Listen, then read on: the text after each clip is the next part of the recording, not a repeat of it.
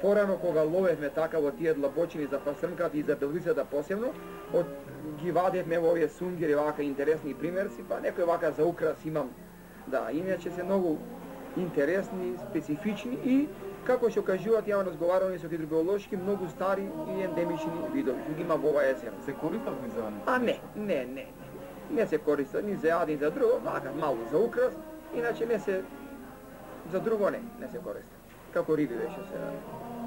Имате ли познавање од тоа каква се флора и фауна може да се види во Плитското езеро? Како не, имаме точно така, има, реков, многу ендемични врсти на риби, имаме исто алги специфични многу, сега моментално ги немат, ево, и алгите, некои израстеа, некои ги нема како локвајан, што е, тој веќе го нема во тоа студентичко блато и ваму се изумира, бидејќи плазите се узурпираат тие места и тој изгинува тој повеќе. Ова е прашувам со оглед на тоа што Плитското езеро е едно од најстарите, најчистите и најубавите езера на свет. Така реков, 4 милиони години, 3-4 милиони години, што е во Европа прво по старост, седмо по длабочина, а по старост во светот е трето-четврто место, што вистина толку старо езеро, не си ни морината толку стари, има што за нива се кажува и не е ни доиспитано.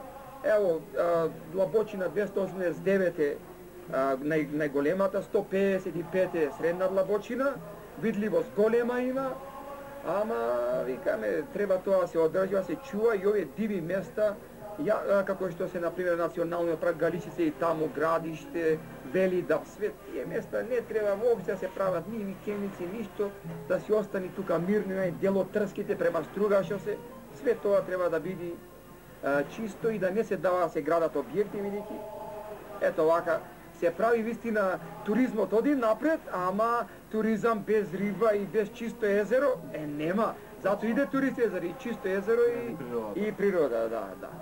И вака стари успомени, како што се имаме ние.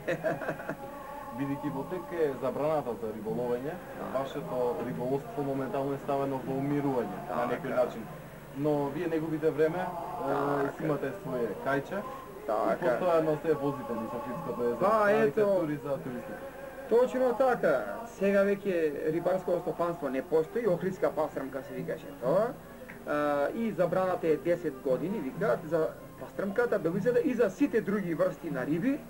И бидејќи не можеме да ловиме, одиме вака со чамец, возиме туристи, значи и ние на туризам се ориентиравме. Ова место вака си го чуваме за другари, за пријатели.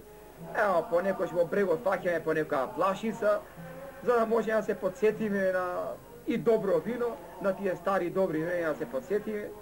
Ке се напијаме, ке запееме и ке направиме ето вака убав муабет, можам да речам. А се надеваме дека, јас се надевам дека ако повторно се врати тоа стопанство и ако има по концесија, ако се даде езерото, дека ќе не соберат ние што сме многу малку останати од овие стари фамилии, што сме многу малку и што го цениме езерото, сакаме и ја познаваме и рибата и езерото добро, па ќе го ловиме исто како што било некогаш, со, како што викаме покритски, со дикат, полека би го ловеле и би фаќали исто така мали количини, да има и за гости и све, али да има и за ините генерации и нон-стоп така овој бисер, ова езеро да ни остани за векови, можам да речем. Има за езерото што сте вели. И да има и за езерото и за сите што уживаат и што го гледаат и што сакаат вкусна храна, да. Бидејќи во тек е забраната за риболов, поради оштетувањето на флората и фауната во Плитското езеро, не сметате ли дека можеби и оние моторни чамци, бродови, глисери, скутери, треба и за нив да се направи, можеби во еден одреден период од годината да се забрани, да се бидејќи и тие испуштаат одредени загатувачи кои секако му штетат. Вака, на туризмот не можеме да му паркосиме, значи то мора да има туризмот, новите времена си го носа своето, али би рекол, би ги забраниле оние само бродови што има, вистина што имаме стари што испуштаат многу нафта и например би ги забраниле скутери и глисери што се премногу бучни што има, а иначе во другото, ако е све како што треба, например, да се држат до граници на 150 метра, на 200 метра оддалечени од брегот, све ако е окей, тоа е во ред, али не вака по крајот да ја бркаат рибата и овие што испуштаат многу нафта и премногу бучни, тоа не, а иначе другото реков ме туризмот си е свој и мора да се оди напред, така е. Колку странци прошетавте оваа туристичка сезона? Ова сезона, да ви кажам право, сега за сега послабо од лани, бидејќи ево гледате и времето не дава, нон-стоп бранови, нон-стоп дождови и ето. Оние што ги прошетавте беа задоволни? Задоволни се. Има Охрид што да понуди, има езерото што да понуди, има Струга и цела околија што да понуди. Имаме многу убави работи, што вистина се задоволни и јас мислам дека пак ќе дојдат. Сега во Склоп се направи многу работи, и економскава криза и времето и свето што така малку влие. Дали јас се надевам дека од сега навака ќе продолжива топло време, ќе ја продолжиме сезоната, ако не друго, да. Колку чини една убава прошетка со Кајче? Убава прошетка, да, јас кажувам и лани и преклани стоим истата цена овдека од Камиот до центарот е 50 денари на човек. Ако е повеќе подалеку, тогаш во согласно со тоа и цената ќе ја формираме. Али мислам дека не сме многу скапи и правиме убави прошетки. Има убави бродови, модерни бродови и кајчина да се големи. Има една конкуренција кој подобро да го направи што е добро и викам, се задоволни и туристите, па и ние би требало, да.